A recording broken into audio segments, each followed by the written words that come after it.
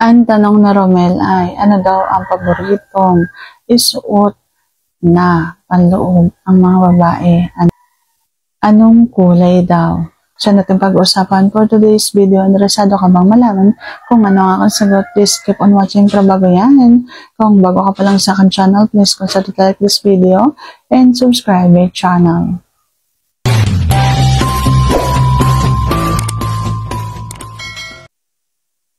Bago ang lahat, gusto kong bumati sa inyo ng Merry Christmas and advance Happy New Year. Sana po ay masagana at maligo ang ating bagong taon. Nagpapasalamat po ako sa lahat ng aking masugid na taga-subaybay at sa mga masisipag mag-comment. At sobrang salamat din po sa lahat ng mga nagtatanong dahil kung hindi dahil sa inyo, wala tayong pag-uusapan dito.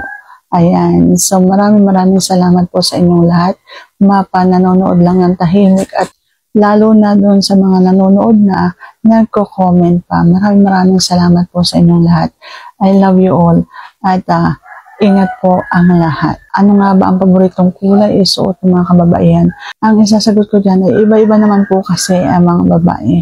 Merong mga babaeng may hilig sa mga itim na panloob at pula. Merong mga babaeng simple lang naman, ang gusto lang nila ay yung puti, lalo na kung halimbawang nasa bahay lamang sila.